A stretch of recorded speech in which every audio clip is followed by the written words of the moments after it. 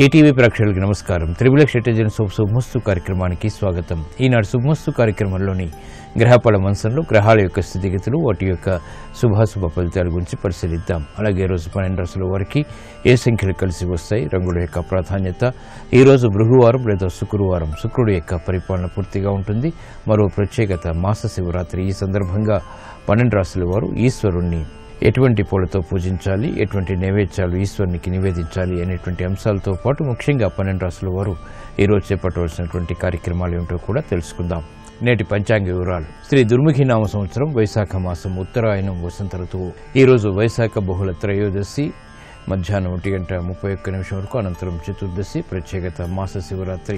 ఈరోజు చేపట్టేటువంటి ఈశ్వరాభిషేకం, ఈశ్వర స్మరణ గ్రహ ప్రతికూలతని దూరం చేస్తుంది. గ్రహాల ద్వారా ఏర్పడేటువంటి ప్రతికూల పరిస్థితులు కనుమరుగవుతాయి. ఈరోజు వారం బృహవారం లేదా శుక్రవారం. ఈరోజు చేపట్టేటువంటి ఆధ్యాత్మిక కార్యక్రమాలు, పుణ్య కార్యక్రమాలు, శుక్ర జపం, అన్నదానం, వస్త్రదానం, గోసేవ, ఈశ్వరాభిషేకం, విష్ణు సహస్రనామ పారాయణ శుక్రుడి ద్వారా ఏర్పడేటువంటి ప్రతికూలతని దూరం చేస్తుంది. ఐశ్వర్య ప్రాప్తికి దోహదపడుతుంది. ఈరోజు నక్షత్రం భరణి నక్షత్రం. ఇందులో ఈరోజు పుట్టేటువంటి వారికి 3వ పాదంలో పుట్టినట్టయితే శాంతి తప్పనిసరి. ఈ భరణి నక్షత్రంలో ఈరోజు పుట్టేటువంటి వారికి శుక్ర మహాదశతోటి ప్రారంభమవుతుంది. ప్రస్తుతం శుక్రుడు యొక్క స్థితి స్వక్షేత్ర స్థితి, వృషభ క్షేత్ర స్థితి అయినప్పటికీ శని కుజుల యొక్క వీక్షణ ఉంది కాబట్టి ఇది ప్రతికూల పరిస్థితుల్ని కలిగిస్తుంది. అలాగే రవి యొక్క యుతి అస్తంగత దోషాన్ని కూడా కలిగిస్తుంది. వీటి వల్ల ప్రతికూల పరిస్థితులు ప్రబలమవుతాయి. ఈ దోష నివృత్తికి ఏకాదశ పూర్వక రుద్రాభిషేకం, శుక్రజపం బాగా సహకరిస్తాయి. ఈ రోజు శుక్రవారం, మాస శివరాత్రి, ప్రత్యేకమైనటువంటి రోజు. శుభమస్తు వీక్షిస్తున్నటువంటి ప్రేక్షకులందరికీ కూడా ఈశ్వరానుగ్రహం కలగాలని, తద్వారా ఐశ్వర్య ప్రాప్తి, సుఖ సంతోషాలు గృహపరంగా ఏర్పడాలని ప్రార్థిద్దాం. ప్రభుం ప్రాణనాథం విభుం విశ్వనాథం జగన్నాథనాథం సదానందభాజం భవద్భవ్య భూతేశ్వరం భూతనాథం శివం శంకరం శంభుమీశానమీడే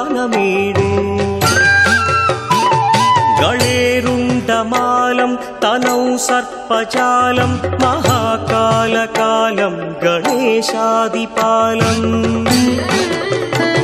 జటాజూత గంగోత్తరం గైర్విశిష్యం శివం శంకరం శంభుమీశానమీడే ముదామాకరం మండనం మండయంతం మహామండలం భస్మభూషాధరంతం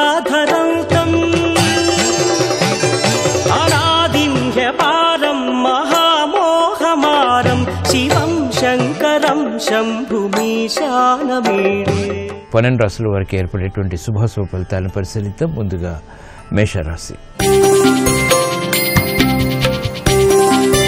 ఈరోజు మేషరాశి వారిని పరిశీలించినట్లయితే విద్యా విషయాలు అనుకూలం. చేపట్టేటువంటి కార్యక్రమాలపై శ్రద్ధ తప్పనిసరి.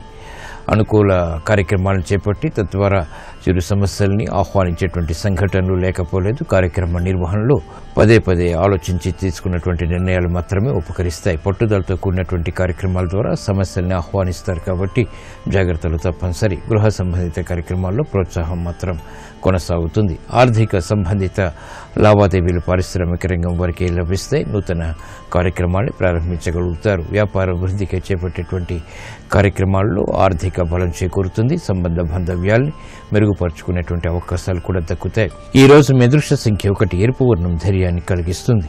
మాస శివరాత్రి సందర్భంగా ఈరోజు మేషరాశి వారు ఈశ్వరుణ్ణి మల్లెపూలతో పూజించడం ద్వారా గృహరీత్యా ఏర్పడినటువంటి ప్రతికూల పరిస్థితులు కనుమరుగవుతాయి. ప్రశాంతత పెరుగుతుంది.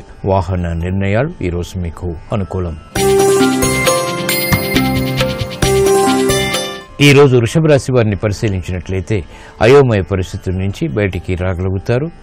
వ్యవసాయ సంబంధిత కార్యక్రమాల్లో చిరు సమస్యలు తారసపడతాయి. వృత్తిలో అభివృద్ధికి చేపట్టేటువంటి కార్యక్రమాల్లో ఆశించినటువంటి ప్రయోజనాల్ని వెంటనే పొందలేకపోతారు. వ్యయం పెరుగుతుంది, ఆదాయం తగ్గుతుంది. కార్యక్రమ నిర్వహణలో తత్తరపాటు సంఘటనలు కూడా కొనసాగుతాయి. ఏకాగ్రతతో కూడినటువంటి కార్యక్రమాలు పారిశ్రామిక రంగం వారికి తప్పనిసరి. వ్యాపార రంగం వారికి శ్రమ అధికమవుతుంది. ఆశించినటువంటి ప్రయోజనాల్ని వెంటనే పొందలేకపోతారు. కార్యక్రమాల నిర్వహణలో మహిళలు నైపుణ్యాన్ని ప్రదర్శించగలుగుతారు. అయినప్పటికీ సందిగ్ధ పరిస్థితులు కూడా వెనంటి ఉంటాయి. కార్యక్రమ నిర్వహణలో విద్యార్థులకి ప్రోత్సాహం లభిస్తుంది. శ్రమతో కూడినటువంటి విషయాలు లభిస్తాయి. ఈ రోజు మీ అదృష్ట సంఖ్య 3. పసుపు వర్ణం త్వరితగతిన శుభాల్ని కలిగిస్తుంది. మాస శివరాత్రి సందర్భంగా వృషభ రాశి వారు ఈ రోజు ఈశ్వరుణ్ణి చామంతులతో పూజించడం ద్వారా శుభవార్తలు వింటారు. గ్రహ ప్రతికూలత తగ్గుతుంది. దూర ప్రయాణాలు ఈ రోజు మీకు అనుకూలం. ఈ రోజు మిథున రాశి వారిని పరిశీలించినట్లయితే ఆర్థిక విజయాలు సాధించగలుగుతారు. అవమానకర సంఘటనలు నెట్టుకు రాగలుగుతారు. పిల్లల విషయంలో ఏర్పడినటువంటి పొరపాట్లు సవరించుకునేటువంటి అవకాశాలు దగ్గరవుతాయి. గృహ సంబంధిత కార్యక్రమాల్లో శుభ సంఘటనలు చోటు చేసుకుంటే కోర్టు సంబంధిత వ్యవహారాల్లో న్యాయవాద వృత్తి వారికి విజయాలు సిద్ధిస్తాయి. శత్రువులు మిత్రులు అవుతారు. చేపట్టేటువంటి కార్యక్రమాలు స్థిరాస్తి రంగం వారికి లాభిస్తాయి. ఆశించినటువంటి ప్రయోజనాలు దక్కుతాయి. వేగవంతమైనటువంటి నిర్ణయాలు వైద్య వృత్తి వారు తీసుకోగలుగుతారు. అభివృద్ధి కార్యక్రమాన్ని పారిశ్రామిక రంగం వారు కొనసాగించగలుగుతారు. వేగవంతమైనటువంటి కార్యక్రమ నిర్వహణ వ్యాపార రంగం వారికి లబ్ధిని చేకూరుస్తుంది. ఈ రోజు మీ అదృష్ట సంఖ్య 9. ఎరుపు వర్ణం ధైర్యాన్ని కలిగిస్తుంది. మాస శివరాత్రి సందర్భంగా మిథున రాశి వారు ఈ రోజు ఈశ్వరుణ్ణి గులాబీలతో పూజించడం ద్వారా ధైర్య సాహసాలతో కూడినటువంటి కార్యక్రమ నిర్వహణ, తద్వారా విజయాలు చేతికి అందుతాయి. సాహస నిర్ణయాలు ఈ రోజు మీకు అనుకూలం. ఈ రోజు కర్కాటక రాశి వారిని పరిశీలించినట్లయితే ఆర్థిక అభివృద్ధి గోచరిస్తుంది. ఉద్యోగ సంబంధిత ప్రోత్సాహం లభిస్తుంది. ప్రాధాన్యతను పెంచుకునేటువంటి అవకాశాలు దగ్గరవుతాయి. కార్యక్రమ నిర్వహణలో శ్రద్ధని పెంపొందింపు చేసుకోగలుగుతారు. అభివృద్ధి కార్యక్రమాలు విద్యార్థులకి లాభిస్తాయి. ఏకాగ్రత పెరుగుతుంది. శ్రద్ధతో కూడినటువంటి కార్యక్రమ నిర్వహణ, తద్వారా విజయాలు పొందగలుగుతారు. చేపట్టేటువంటి కార్యక్రమాల్లో మహిళలకు ప్రోత్సాహం లభిస్తుంది. ఆర్థిక విషయాలు యోగిస్తాయి. గృహ విషయాల్లో కూడా అనుకూలత కొనసాగుతుంది. ఆర్థిక సంబంధిత లావాదేవీలు సాఫ్ట్వేర్ రంగం వారికి ఉపకరిస్తాయి. నూతన కార్యక్రమాన్ని చకచక పూర్తి చేయగలుగుతారు. వైద్య వృత్తి వారికి అభివృద్ధి గోచరిస్తుంది. ఈ రోజు మీ అదృష్ట సంఖ్య 5. ఆకుపచ్చ వర్ణం రక్షణకి దోహదపడుతుంది. మాస శివరాత్రి సందర్భంగా ఈ రోజు కర్కాటక రాశి వారు ఈశ్వరుణ్ణి బిల్వదళాలతో పూజించడం ద్వారా శుభ పరిణామాలు గృహంలో చోటు చేసుకుంటాయి. ఆర్థిక అభివృద్ధి వేగవంతమవుతుంది. ఆర్థిక లావాదేవీలు, సంభాషణలు, ప్రక్రియలు ఈ రోజు మీకు లాభదాయకం. ఈ రోజు సింహరాశి వారిని పరిశీలించినట్లయితే అలంకరణకి ప్రాధాన్యతనిస్తారు. నూతన వస్తు కొనుగోలు వంటివి ఆనందాన్ని కలిగిస్తాయి. ఆందోళనకర పరిస్థితులు ఉన్నప్పటికీ గంభీరంగా వ్యవహరించగలుగుతారు. చేపట్టేటువంటి కార్యక్రమాల్లో ప్రోత్సాహాన్ని ప్రయత్నపూర్వకంగా పొందగలుగుతారు. శత్రువులు ప్రబలమైనటువంటి సంఘటనలు న్యాయవాద వృత్తి వారికి పెరుగుతాయి. కోర్టు సంబంధిత వ్యవహారాల్లో జాగ్రత్తలు వహించాలి. చేపట్టేటువంటి కార్యక్రమాల్లో పారిశ్రామిక రంగం వారికి అభివృద్ధి ఉన్నప్పటికీ ఆందోళనకర పరిస్థితులు కూడా వెనంటి ఉంటాయి. వ్యాపార రంగం వారు ఆచితూచి ఆర్థిక పరంగా నిర్ణయాలు తీసుకోవాలి. కుటుంబ బాధ్యతలు మహిళలకు పెరుగుతాయి. ఆరోగ్య విషయంలో విద్యార్థులు జాగ్రత్తలు వహించాలి. చేపట్టేటువంటి కార్యక్రమాలు వ్యవసాయ రంగం వారికి మాత్రం కలిసి వస్తాయి. ఈ రోజు మీ అదృష్ట సంఖ్య 2. తెలుపు వర్ణం ప్రశాంతతను పెంచుతుంది. మాస శివరాత్రి సందర్భంగా ఈ రోజు సింహరాశి వారు ఈశ్వరుణ్ణి విభూతితో అభిషేకించడం ద్వారా క్లిష్ట సమస్యలకు పరిష్కారాలు పొందగలుగుతారు. ప్రశాంత పరిస్థితుల్ని ఆహ్వానించగలుగుతారు. నూతన వ్యాపార ఒప్పందాలు ఈరోజు మీకు అనుకూలం. ఈ రోజు కన్యారాశి వారిని పరిశీలించినట్లయితే ఉద్యోగ ప్రయత్నాలు ఫలిస్తాయి. ఆశించినటువంటి ప్రయోజనాల్ని గృహరీత్యా కూడా పొందగలుగుతారు. స్వతంత్ర నిర్ణయాల ద్వారా ఏర్పడినటువంటి విజయాలు ఆనందాన్ని కలిగిస్తాయి. శ్రమతో కూడినటువంటి కార్యక్రమాల ద్వారా గృహపరంగా ఏర్పడినటువంటి ప్రతికూలత తగ్గుతుంది. కార్యక్రమ నిర్వహణలో నైపుణ్యం పెరుగుతుంది.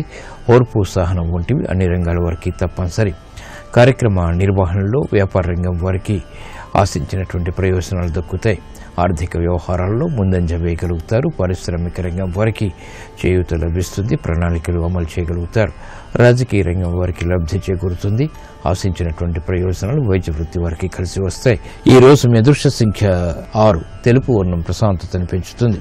మాస శివరాత్రి సందర్భంగా ఈ రోజు కన్యారాశి వారు ఈశ్వరుని నందివర్ధనాలతో పూజించడం ద్వారా శుభ పరిణామాలు గృహంలో చోటు చేసుకుంటాయి. విదేశీ లావాదేవీలు, ప్రయాణాలు ఈ రోజు మీకు అనుకూలం.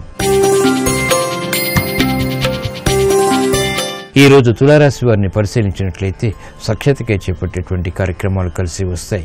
ప్రయాణాల విషయంలో జాగ్రత్తలు వహించాలి. ఉద్యోగ వ్యవహారాల్లో చిరు సమస్యలు తలెత్తుతాయి. ఇతరులు చేసినటువంటి పొరపాట్లకి బాధ్యత వహించాల్సినటువంటి ఆవశ్యకత ఉంటుంది. కార్యక్రమాల నిర్వహణలో పారిశ్రామిక రంగం వారికి ఏకాగ్రత తప్పనిసరి. వ్యాపార రంగం వారు ఆర్థిక వ్యవహారాల్లో జాగ్రత్తతో కూడినటువంటి నిర్ణయాల ద్వారా మాత్రమే విజయాలు సాధించగలుగుతారు. శ్రమ విద్యార్థులకి అధికమవుతుంది. మహిళలకు ఆరోగ్య విషయంలో ప్రతికూల పరిస్థితులు కొనసాగుతాయి. చేపట్టేటువంటి కార్యక్రమాల్లో వైద్య వృత్తి వారికి ప్రతికూల పరిస్థితులు ఉన్నప్పటికీ నిలదొక్కుకోగలుగుతారు. సాఫ్ట్వేర్ రంగం వారికి అనుకూల పరిస్థితులు ఉంటాయి.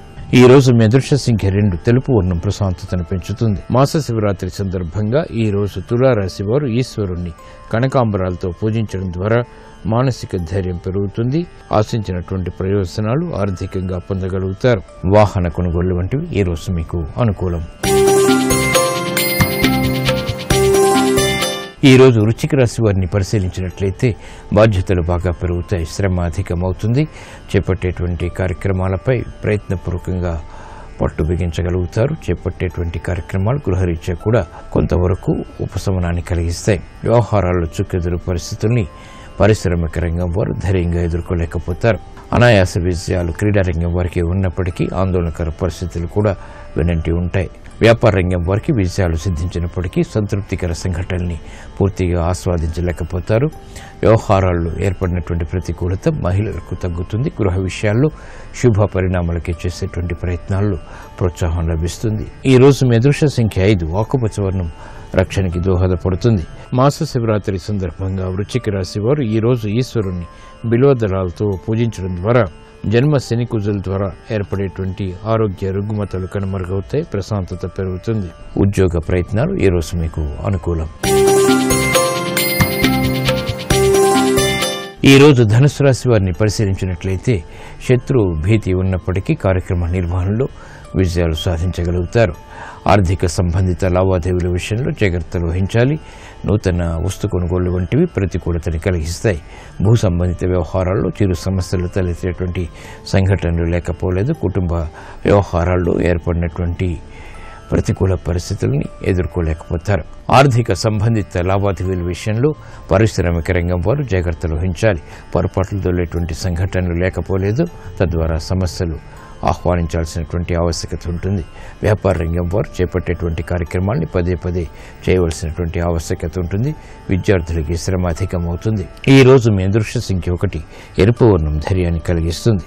మాస శివరాత్రి సందర్భంగా ఈ రోజు ధనుస్సు రాశి వారు ఈశ్వరుణ్ణి సన్నజాజులతో పూజించడం ద్వారా ఆశించినటువంటి ప్రయోజనాలు పొందగలుగుతారు. ఏలినాటి శని ద్వారా ఏర్పడేటువంటి వ్యయాన్ని నియంత్రించగలుగుతారు. ఆదాయం పెరుగుతుంది. రాజకీయ నిర్ణయాలు ఈ రోజు మీకు అనుకూలం. ఈ రోజు మకర రాశి వారిని పరిశీలించినట్లయితే కార్యక్రమాలను చకచక పూర్తి చేయగలుగుతారు. ఆందోళనకర పరిస్థితులు తగ్గుతాయి. గృహ విషయాల్లో ఏర్పడినటువంటి విభేదాలు కూడా తగ్గుతాయి. ఆశించినటువంటి ప్రయోజనాలు ఆర్థికంగా ఆలస్యంగానైనా పొందగలుగుతారు. కార్యక్రమ నిర్వహణలో ఏకాగ్రత, శ్రద్ధ వంటివి పెరుగుతాయి. అనిశ్చిత పరిస్థితుల్ని పారిశ్రామిక రంగం వారు దూరం చేసుకోగలుగుతారు. వ్యాపార రంగం వారికి ఆర్థిక బలం చేకూరుతుంది. నూతన స్నేహాల ద్వారా లబ్ధి కూడా పొందగలుగుతారు. కార్యక్రమ నిర్వహణలో నైపుణ్యం మహిళలు ప్రదర్శించగలుగుతారు. అనిశ్చిత పరిస్థితుల్ని స్థిరాస్తి రంగం వారు దూరం చేసుకునేటువంటి ప్రయత్నాలు కలిసి వస్తాయి. లాభదాయకమైనటువంటి కార్యక్రమాలు వైద్య వృత్తి వారికి ఆనందాన్ని కలిగిస్తాయి.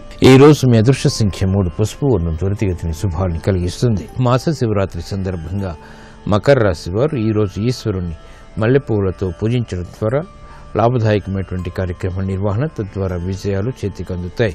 నూతన కార్యక్రమాలు ఈ రోజు మీకు అనుకూలం. ఈ రోజు కుంభరాశి వారిని పరిశీలించినట్లయితే కార్యక్రమాల్లో ఏర్పడినటువంటి ప్రతికూలత తగ్గుతుంది. ఉద్యోగ సంబంధిత వ్యవహారాల్లో ఏర్పడినటువంటి విభేదాలు కూడా తగ్గుతాయి. శ్రమతో కూడినటువంటి కార్యక్రమ నిర్వహణ వృత్తిపరంగా కొనసాగించగలుగుతారు. వ్యాపారపరమైనటువంటి ఆందోళనకర పరిస్థితుల నుంచి వ్యాపార రంగం వారు బయటికి రాగలుగుతారు. ధైర్యంతో కూడినటువంటి కార్యక్రమ నిర్వహణ పారిశ్రామిక రంగం వారు చేపట్టగలుగుతారు. విద్యార్థులకి శుభవార్తలు కొనసాగుతాయి. మహిళలు శుభ పరిణామాలను గృహరీత్యా ఆహ్వానించగలుగుతారు. కుటుంబ ఐక్యతకై చేపట్టేటువంటి కార్యక్రమాలు కలిసి వస్తాయి. నూతన ఒప్పందాలు సాఫ్ట్వేర్ రంగం వారికి లాభిస్తాయి. ఆర్థిక సంబంధిత లావాదేవీల విషయంలో చేసినటువంటి పొరపాట్లు వైద్య వృత్తి వారు సవరించుకోగలుగుతారు. ఈ రోజు మీ అదృష్ట సంఖ్య 9. ఎరుపు వర్ణం ధైర్యాన్ని కలిగిస్తుంది. మాస శివరాత్రి సందర్భంగా ఈరోజు కుంభరాశి వారు ఈశ్వరుణ్ణి జిల్లేడు పువ్వులతో పూజించడం ద్వారా సఖ్యత పెరుగుతుంది. ఆర్థిక వ్యవహారాలు కలిసి వస్తాయి. కోర్టు సంబంధిత వ్యవహారాలు, ప్రక్రియలు, సంభాషణలు ఈరోజు మీకు అనుకూలం. ఈరోజు మీనరాశి వారిని పరిశీలించినట్లయితే ఆహ్లాద పరిస్థితులు గృహరీత్యా కొనసాగుతాయి. చేపట్టేటువంటి కార్యక్రమాల్లో ప్రోత్సాహం పెరుగుతుంది. ఆర్థిక సంబంధిత లావాదేవీలు కూడా కలిసి వస్తాయి. శత్రువులు మిత్రులు అవుతారు. ఆర్థిక వ్యవహారాల్లో పారిశ్రామిక రంగం వారికి ప్రోత్సాహం లభిస్తుంది. నూతన కార్యక్రమాలు వ్యవసాయ రంగం వారు చేపట్టగలుగుతారు. న్యాయవాద వృత్తి వారికి విజయాలు సిద్ధిస్తాయి. రాజకీయ వ్యవహారాల్లో ఏర్పడినటువంటి ప్రతికూలత రాజకీయ రంగం వారికి తగ్గుతుంది. ప్రణాళికలు అమలు చేయగలుగుతారు. ఆశాజనకమైనటువంటి వాతావరణం ఆర్థికంగా స్థిరాస్తి రంగం వారికి కొనసాగుతుంది. ఈ రోజు మీ అదృష్ట సంఖ్య 5. ఆకుపచ్చ వర్ణం రక్షణకి దోహదపడుతుంది. మాస శివరాత్రి సందర్భంగా మీనరాశి వారు ఈ రోజు ఈశ్వరుణ్ణి బిల్వదళాలతో పూజించడం ద్వారా మానసిక ధైర్యం పెరుగుతుంది. తద్వారా విజయాలు చేతికి అందుతాయి. విద్యా ప్రయత్నాలు ఈ రోజు మీకు అనుకూలం.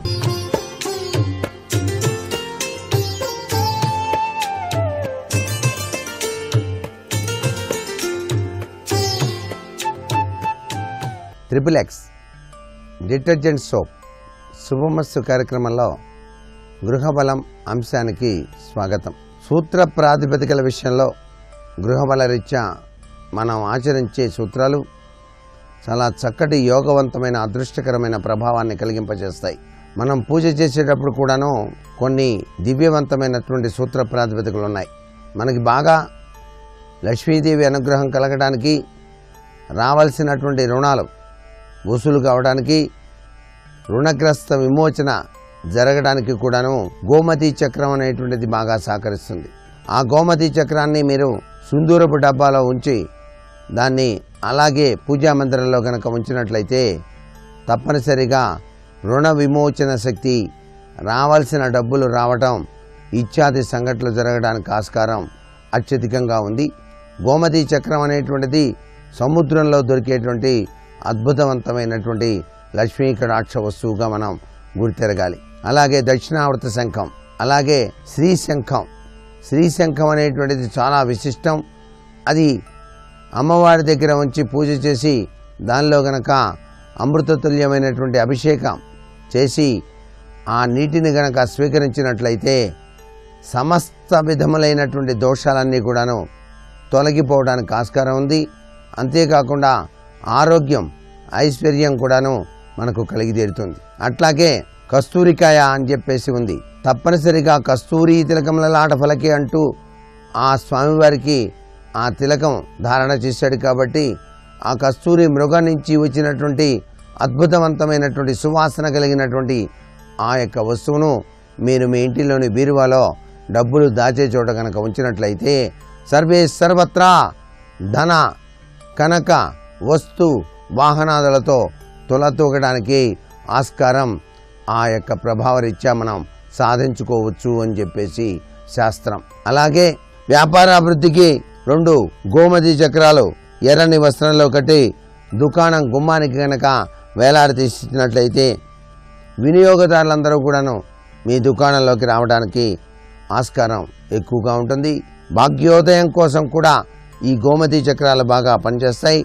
పొడి చేసి ఇంటి బయట వెదజల్లినట్లయితే ఆర్థికపరమైనటువంటి దుస్థితి నుంచి బయలుపడి అదృష్టయోగం సిద్ధింపజేసుకోవడానికి ఆస్కారం అత్యధికంగా ఉంటుంది సుమా అనేటువంటి విషయాన్ని కూడా గుర్తెరగాలి.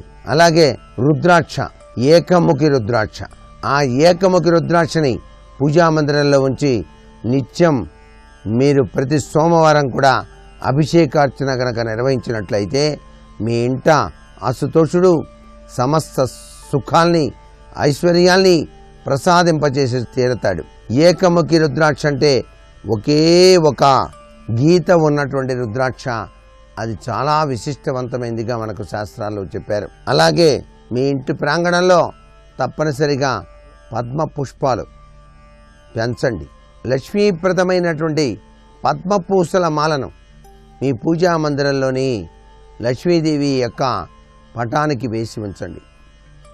ప్రతినిత్యం కూడా మీరు అనుష్ఠానం చేసుకునేప్పుడు ఆ యొక్క పద్మపూసల మాలతో అనుష్ఠానం చేయండి.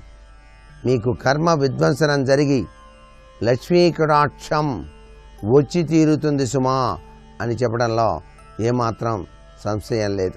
ఇంట్లో పసిపిల్లలు ఉన్నట్లయితే వాళ్ళని ఎటువంటి పరిస్థితుల్లో నేలపైన మాత్రం నిద్రపుచ్చకండి. వాస్తుశాస్త్రరీత్యా చాలా ఇంపార్టెంట్, చాలా గొప్ప విషయం అండి. చిన్నపిల్లల్ని ఎప్పుడూ కూడాను నేలపైన పడుకోబెట్టరాదు. క్రమం తప్పకుండా శనివారం నాడు కానీ లేదా మంగళవారం నాడు కానీ గుగ్గిలం కానీ లేక సాంబ్రాణి కానీ మీ ఇల్లు మొత్తం కూడాను చూపించడం వల్ల కొన్నాళ్లకు అదృష్టం తప్పనిసరిగా కలిగి తీరుతుంది. దుష్టశక్తులన్నీ కూడాను పారిపోతాయి. పరమశివుని యొక్క దివ్యవంతమైన అనుగ్రహం కలుగుతుంది. ఇంట్లోని వాస్తు దోషాలు పటాపంచలైపోతాయి అని చెప్పేసి గుర్తిరగండి. వ్యక్తి మానసిక ఒత్తిడికి కనుక లోనైనట్లయితే రావి చెట్టు ప్రదక్షిణం సర్వవిధ శ్రేయోదాయకం. అలాగే ఇంటి ప్రవేశ ద్వారానికి ఇరువైపులా కూడాను తులసి మొక్కలు నాటండి. ఆ తులసి ఐశ్వర్యం ఇంటిలోనికే లక్ష్మీదేవి వచ్చేస్తుంది. ఇంటి ప్రాంగణంలో మీ యొక్క కాంపౌండ్ వాళ్ళకి బయట పక్క రెండు వైపులా కూడా గేటుకి కృష్ణ తులసి లక్ష్మీ తులసి రెండూ కూడా నాటండి. చాలా చక్కటి యోగం సిద్ధిస్తుంది. ప్రతిరోజు వండిన అన్నంలోని కొంత భాగాన్ని పక్షులకు కానీ కాకికి కానీ ఆవు కానీ ఆహారంగా సమర్పించినట్లయితే లక్ష్మీదేవి యొక్క అనుగ్రహంతో పాటు నవగ్రహ దోషం కూడా తొలగిపోతుంది అనేటువంటి విషయం గుర్తుపెట్టుకోండి. ఇది కేవలం గృహ యజమాని మాత్రమే చేయాలి, పిల్లలు మాత్రం ఆచరించకూడదు. రాగి ఇనుప తీగతో చేసినటువంటి కడియం ధరించడం వల్ల పిల్లలకు ఆరోగ్య సమస్యలు అనేటువంటివి రావు. రాగి కడియాలు అనేవి ఉంటాయి. ఆ రాగి కడియాలు పిల్లలకు వేస్తే మంచిది. తరచూ వచ్చి అనారోగ్య సమస్యలు రాకుండా రక్షింపజేయడానికి బాగా సహకరిస్తుంది. మనం శంకుస్థాపన చేసేటప్పుడు కూడా తప్పనిసరిగా రాగి, బంగారం, వెండి ఈ మూడు కూడాను ఆ శంకుస్థాపన చేసే సమయంలో వేస్తాం. ఎందుకంటే ఆ ఇంట్లో నివసించే ప్రతి ఒక్కరికి ఆరోగ్యం బాగా ఉండాలి అని ఆ భూమాతకు నమస్కృతాంజలి గడించడం అన్నమాట. బయటికి వెళ్ళేటప్పుడు వీలైతే సింధూర బొట్టు మీ యొక్క పూజా మందిరంలో తీసుకొని పెట్టుకొని బయలుదేరండి. మీ పనులన్నీ కూడాను నిర్విఘ్నంగా నెరవేరి తీరుతాయి. దూర ప్రయాణాలు చేయబోతున్నారు, మీ ఇంటిల్లిపాది తీర్థయాత్రలకు వెళ్ళబోతున్నారు. ఆ వెళ్ళబోయేటువంటి సమయంలో ఆ రోజు ఇంట్లో ఉండేటువంటి గిన్నెలోని పెరుగు కొద్దిగా దైవనామస్మరణ చేస్తూ ఆరగించి బయలుదేరి వెళ్ళండి తీర్థయాత్రలకు. మీ యాత్ర సర్వసౌఖ్యంగా చక్కటి దర్శనాదులతో భక్తిభావన స్ఫూర్తితో మీరు తీర్థయాత్రలు ముగించుకొని ఇంటికి వస్తారు. అంత గొప్ప విశేషం ఉంది ఆ పెరుగులో. పెరుగు అంటే సాక్షాత్తు లక్ష్మీ స్వరూపం. అందుచేత లక్ష్మీదేవి యొక్క అనుగ్రహంతో మీరు తీర్థయాత్రలకు బయలుదేరి వెళ్తున్నారన్నమాట. వ్యాపారాభివృద్ధి బాటలో సాగడానికి, అమ్మకాల ద్వారా లాభాలు పెరగడానికి కుంకుమ పువ్వుతో దారానికి రంగు అద్దాలి. రంగును అద్దే సమయంలో లక్ష్మీదేవిని తలుచుకోవాలి. ఆ దారాన్ని వ్యాపార స్థలంలో కట్టండి. చక్కటి సత్ఫలితాన్ని పొందవచ్చు. కుంకుమ పువ్వు తడిపింది దారంలో అలా లక్ష్మీదేవిని తలుస్తూ ఆ దారం అలా ఉంచి అది గుమ్మానికి కనుక కట్టినట్టయితే వ్యాపార అభివృద్ధి చక్కగా సాగుతుంది. మరికొన్ని ముఖ్య విషయాలు రేపటి శుభమస్తు కార్యక్రమంలో తెలుసుకుందామా? మరి సర్వే జనా సుఖినో భవంతు.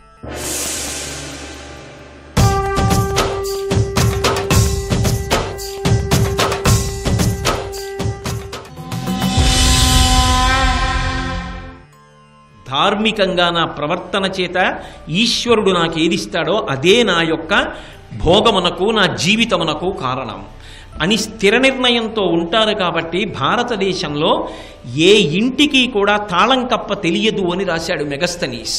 అంటే ఒకానొకనాడు ప్రపంచం మొత్తం మీద నేరమనేటటువంటి మాట తెలియకుండా బ్రతికిన దేశం ఏదైనా ఉంటే అది ఈ దేశమే.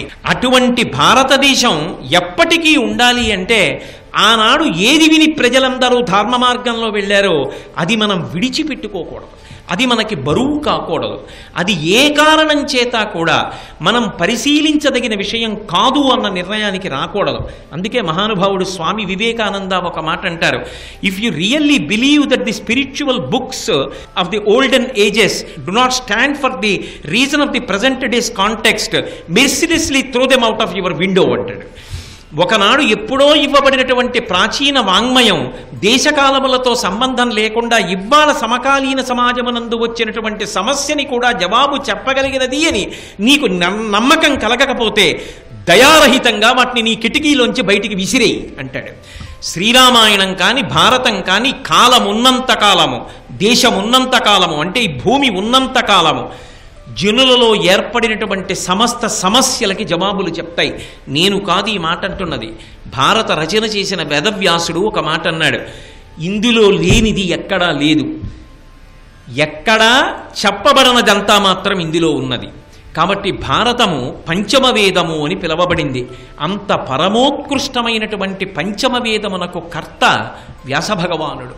అపారమైనటువంటి దయ కలిగిన వాడై కరుణతో ఆయన దీని వలన ఏమీ సత్కారాలు కోరుకోలేదు, నాకు సమ్మాన పత్రాలు ఇవ్వండని కోరుకోలేదు, నాకు తాంబూలాలు ఇవ్వండని కోరుకోలేదు.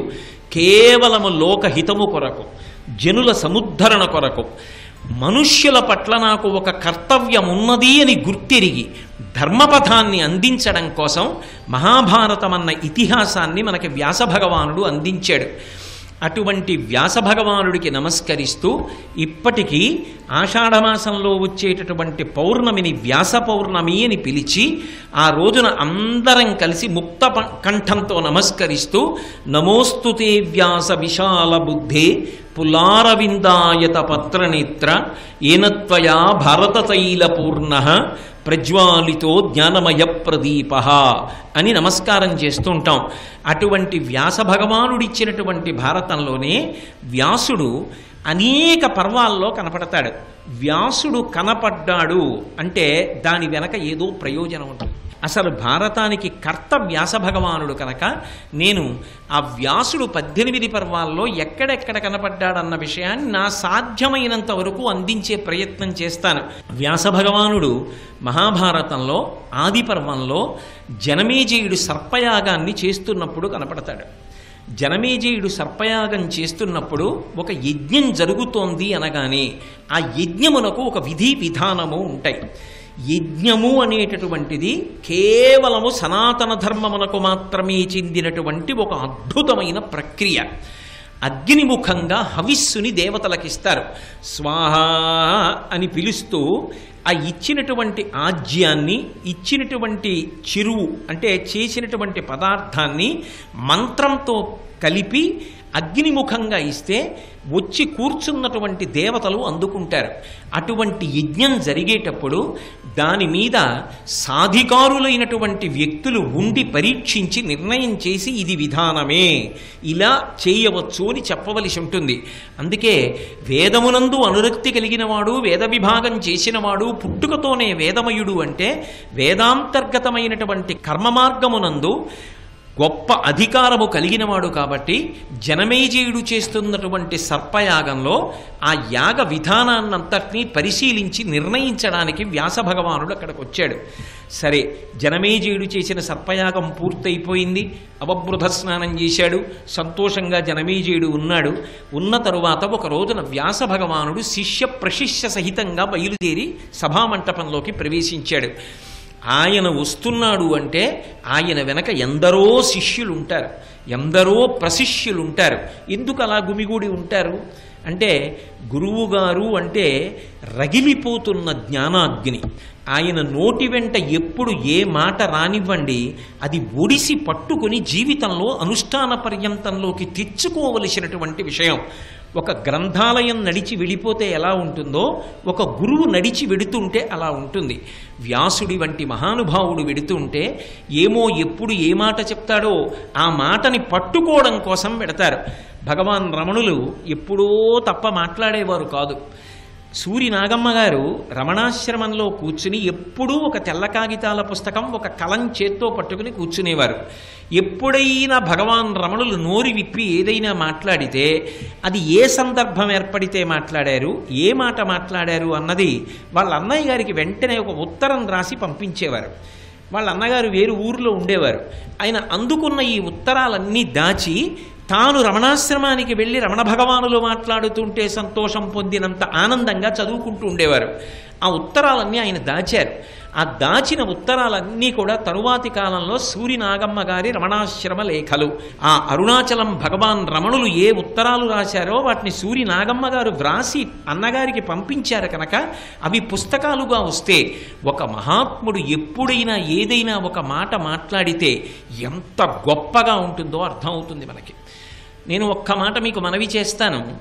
ఒకప్పుడు రమణులు ఆశ్రమము అని ఏమీ నిర్మాణం చేయలేదు. అరుణాచలంలో వారు ఓ చిన్న కుటీరంలో ఉండేవారు. మొట్టమొదటి నుంచి భగవాన్ రమణుల వెంట కొంతమంది ఉండేవారు. తరువాతి కాలంలో కొంతమంది వచ్చారు. పాత వాళ్ళం మేము, కొత్త వాళ్ళు వాళ్ళు అని 2 వర్గాలు బయలుదేరాయి. ఒకరోజు భోజనం అయిపోయిన తర్వాత భగవాన్ కాసేపు పడుకుని లేచి వస్తూ ఉండేవారు. ఆయన లేచి వస్తున్నారు లోపలికి. ఆయన సర్వజ్ఞుడు, ఆయనకి తెలియదు. ఆ రోజున ఈ పాత వాళ్ళమన్న సమూహం, కొత్త వాళ్ళమన్న సమూహం ఇద్దరూ దెబ్బలాడుకున్నారు. పాత వాళ్ళు ఉండాలా ఆశ్రమంలో, కొత్త వాళ్ళు ఉండాలా, అంతవరకు వెళ్ళిపోయాయి పట్టింపులు. ఈ విషయం ఇవాళ తేలిపోవాలి. భగవాన్ వచ్చిన తర్వాత ఆయనకి చెప్తాం, ఆయన ఎవరిని ఉండమంటే వాళ్ళం ఉంటాం, ఇద్దరం కలిసి ఉండడం ఇంకా సాధ్యం కాదు అని తీర్మానం చేసుకున్నారు. ఆయన కర్ర పట్టుకుని భోజనం చేసి వస్తున్నారు. లోపలికి వెడుతున్నారు. లోపలికి వెడుతుండగా గడప దగ్గర ఆగారు. ఆయన త్రికాల వీధి, ఆయనకి తెలియదు వీళ్ళందరూ ఎందుకోసం నించున్నారో. ఇంకా లోపలికి వెళ్ళి ఆసనం మీద కూర్చుంటే ఈ చిట్ట అంతా పట్టుకొస్తారు. ఆయన ఇలా చూశారు. ఓ 2 కుక్కలు దెబ్బలాడుకుంటున్నాయి.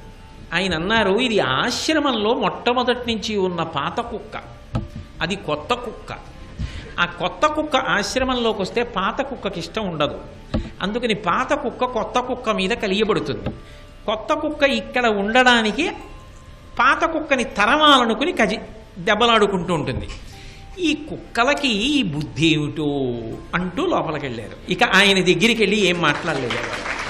ఒక గురువు మాట్లాడితే అలా ఉంటుంది. అందుకే ఆయన తరచుగా ఒక మాట చెప్తుండేవారు, అరణ్యంలో కుక్కలు అరుస్తాయి, పిల్లులు అరుస్తాయి, ఏవో లేళ్ళు అరుస్తాయి, జింకలు అరుస్తాయి, దుప్పులు అరుస్తాయి. ఇవి ఏవి అరిచినా మిగిలినవన్నీ ఏం పారిపోవు. కానీ గుహలోంచి బయటకు వచ్చిన సింహం ఒక్కసారి గర్జిస్తుంది, ఏ జంతువు బయట ఉండదు, అన్నీ పారిపోతాయి. గురువు మాట్లాడితే సింహ గర్జన. గురువు గారు మాట్లాడారనుకోండి, అజ్ఞానమంతా కూడా దహించుకుపోతుంది. అందుకే శిష్యులు గురువుని అనుగమిస్తారు అంతే తప్ప అదేదో పటాటోపం, డాంబికం, గురువుగారి వెనకాతల జనం ఉన్నారు, ఆయన వెనకాతల జనం పెడుతున్నారు, అది కాదు. దాని అర్థం ఏమిటంటే ఆయనకి డాంబికం లేదు, వాళ్ళకి పటాటోపం లేదు. వాళ్ళిద్దరి మధ్య అనుబంధం ఏమి అంటే, ఏమో గురువుగారు ఎప్పుడు ఏ మాట మాట్లాడతారో ఆ మాట మా జీవితాలకి మార్గదర్శనం చేస్తుంది, అందుకుని గురువు వెంట పెడతారు. మహాభారతాది ఇతిహాసములను చదివేటప్పుడు చాలా జాగ్రత్తగా చదవాలి. ఏదో భారతం చదువుతున్నాం, రోజుకో 50 పేజీలు చదివితే అన్నాళ్ళలో భారతం అయిపోతుందండి అని లెక్కలు కట్టుకు చదవడం కాదు. ఒక్క వాక్యం చాలు, ఏకైకమక్షరం ప్రోక్తం, ఒక అక్షరాన్ని శ్రద్ధతో పట్టుకుంటే, శాస్త్రస్య గురువాక్యస్య సత్యబుద్ధ్యావధారణ సా శ్రద్ధ కడితా సిద్భి యయా వస్తూపలభ్యతే. ఆ శ్రద్ధ చేత నువ్వు అందుకోవలసినటువంటి ఫలితాన్ని అందుకుని ప్రయాణం చెయ్యవలసినటువంటి పథంలో ప్రయాణం చేస్తావు. కాబట్టి వ్యాసుడు వస్తున్నాడన్నా కూడా అంత జాగ్రత్తగా చెప్తారు కవిత్రయం. వ్యాస భగవానుడు వస్తున్నాడు అంటే ఆయన వెనకాతల శిష్యులు ప్రశిష్యులు అందరితో కలిసి జనమేజయుడి యొక్క సభామంటపంలోకి ప్రవేశించాడు. వచ్చి ఆ జనమేజయుడు చూపించినటువంటి ఉన్నతమైనటువంటి ఆసనం మీద కూర్చున్నాడు. గురువు గారు అన్న మాటకు అర్థం ఏంటంటే బరువైనవాడు అని. గురువు అంటే బరువు. గురువు గారి ముందు నించున్నవాడు ఎవరు అంటే లఘువు. గురువు లఘువు మీరు వినుంటారుగా. గురువుగారు బరువు అంటే శారీరకంగా చాలా బరువు ఉన్నవాడని కాదు దాని అర్థం. శిష్యుడి వైపు నుంచి గురువు బరువు. ఎలా అంటే గురువు అన్న మాటకు అర్థం ఏంటంటే గురి.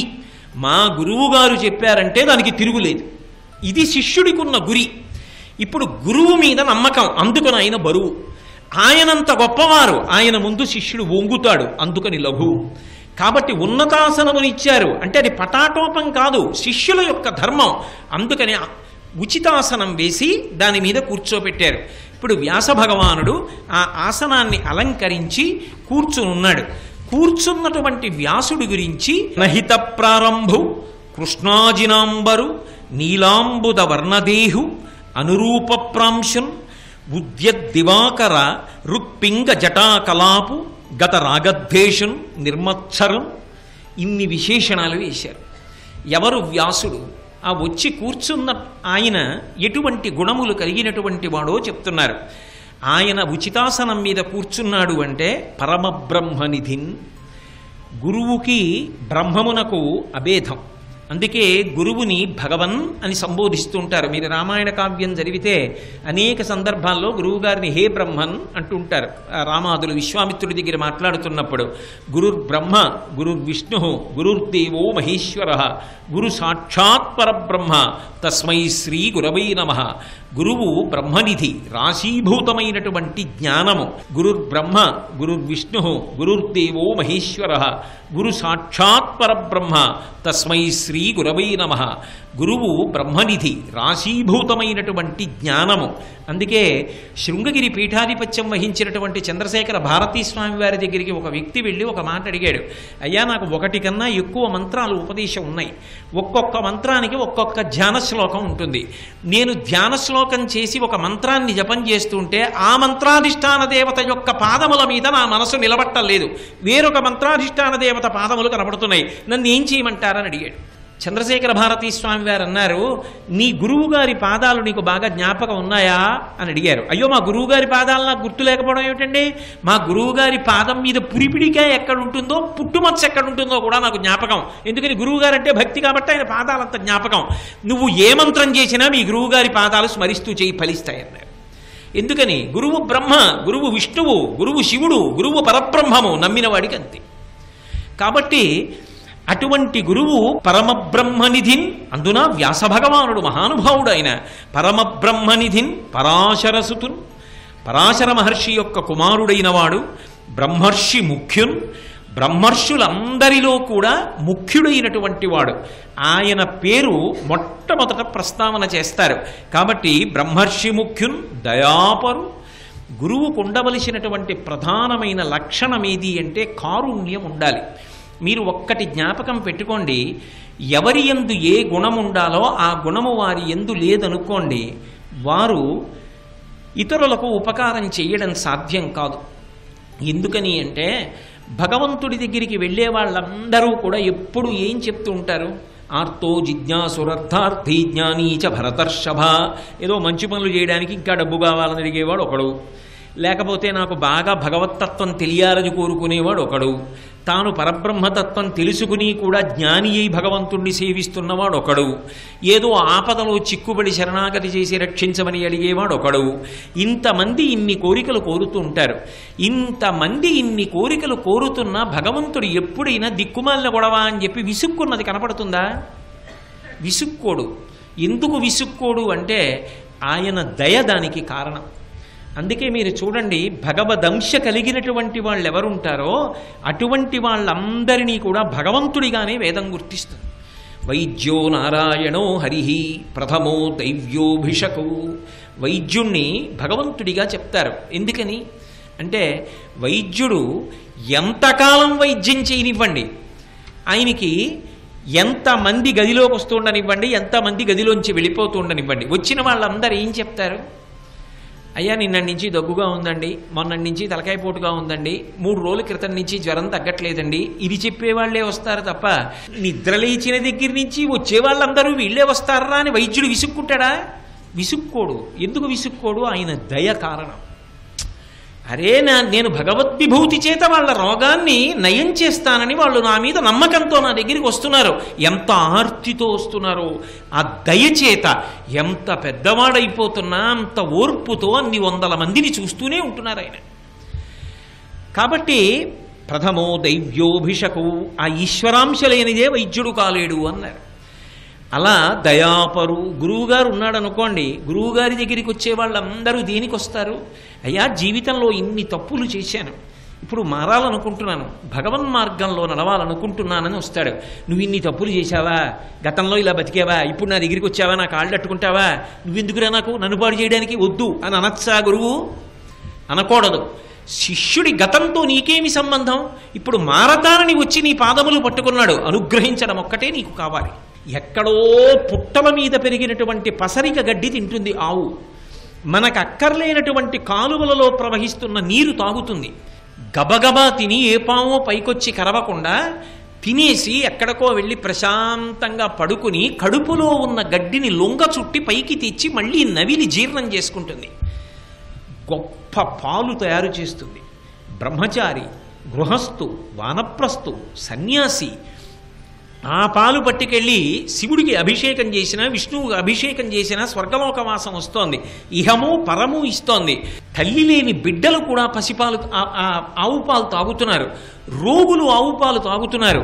ఇంత సారభూయిష్టమైనటువంటి పాలని ఇచ్చినటువంటి ఆవు తాను ఇంత కష్టపడి పాలు తయారు చేసుకుంటే, తయారు చేయడానికి ముందర మాత్రం తాను గబగబా తిన్నటువంటి గడ్డి యొక్క లొంగలను కడుపులోంచి మళ్ళీ వెనక్కి తెచ్చి నవిలి మింగి పాలు తయారు చేసింది తప్ప, అమ్మా ఆకలేస్తోందమ్మా పాలు వదులమ్మా అని చెప్పి దూడ పరిగెత్తుకొచ్చి శిరమలను పట్టుకొని చప్పరించి పొదుగులో 4 గుద్దులు గుద్దితే అయ్యో దూడకు ఆకలేస్తోందని పాలు విడిచిపెట్టిన ఆవు తర్వాత యజమాని వచ్చి దూడను తీసుకెళ్లి కట్టేసి పాలు పితికేసుకుంటున్నా వెనక్కి తీయడం మాత్రం చేతకాక పాలు తెలిసింది.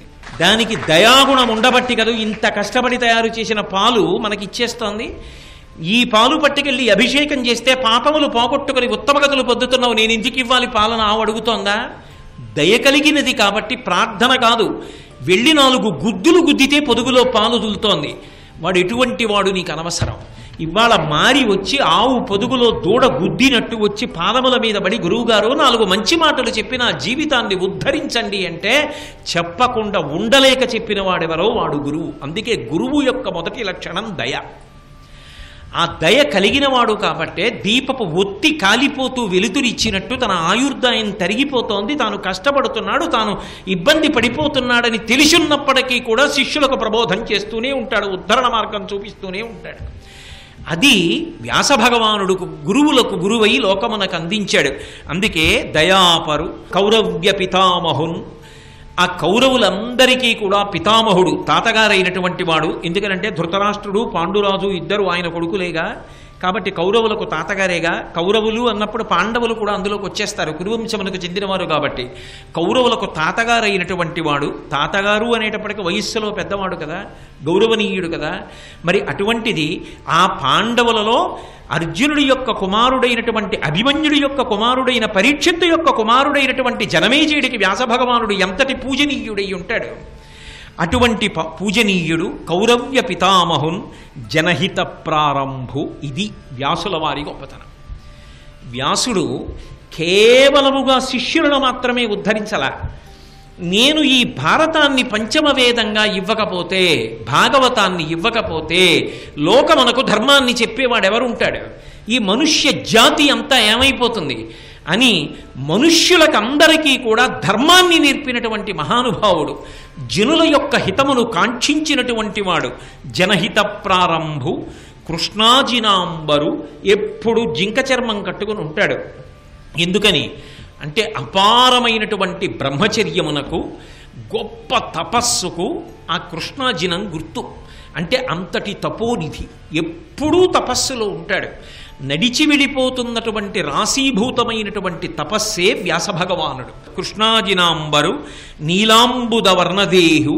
మనకి భారతంలో ప్రధానమైనటువంటి వ్యక్తులు నల్లగా ఉన్నవాళ్ళు ఎక్కువ మంది కనబడుతూ ఉంటారు. కృష్ణుడు నలుపు, ద్రౌపది నలుపు, అందుకే ఆవిడికి కూడా కృష్ణ అని పేరు. వ్యాసుడు నలుపు కాబట్టి ఆయన నీలాంబుదవర్ణదేహు. బాగా నీరు నిండినటువంటి నల్లటి మబ్బు ఎటువంటి కాంతితో ఎటువంటి రంగుతో ఉంటుందో అటువంటి వాడు. ఎందుకు ఏ నల్లగా ఉన్నాడు అన్నప్పుడు ఇంకొకటి వేయకూడదా ఉపమానం? మేఘంతో పోలుస్తుంటారు. ఎందుకు? ఘనశ్యామ్ అంటూ ఉంటారు. ఘనశ్యామ్ అంటే నల్లని మబ్బు వంటి కాంతి కలిగినటువంటి వాడు అని. మబ్బు ఎక్కడో సముద్రంలో ఉన్నటువంటి ఉప్పు నీరు తాగి తీయటి నీటిగా మార్చి ఆధారం లేనటువంటి ఆకాశ మార్గంలో ప్రయాణం చేసి వచ్చి పగలు 45 డిగ్రీల ఎండ కాసిందని శోషించిపోయి తపించిపోయి విసురుకొని తాళలేక ఇక నీరసపడిపోయి నిద్రపోతున్నటువంటి వాళ్ళందరికీ కూడా శాంతి కల్పించడానికి వీడొచ్చి నాకు స్వాగతం పలికాడా లేదా అని కూడా చూడకుండా అర్ధరాత్రి వేళ వచ్చి వర్షించేసి తన దగ్గర ఉన్నటువంటి నీళ్లన్నీ ఒలకబోసేసి తాను దూది పింజలా అయిపోయి వచ్చినప్పుడు నిండు గర్భిణిలా మెల్లగా వచ్చి అన్నీ ఇచ్చేసిన తర్వాత నాకెవడైనా లేచి కృతజ్ఞత చెప్తాడా అని చూడకుండా దూది పింజలా అయిపోయి వడివడిగా ఆకాశంలో వెళ్ళిపోతుంది. నాకు కృతజ్ఞత చెప్పమని కూడా అడగదు.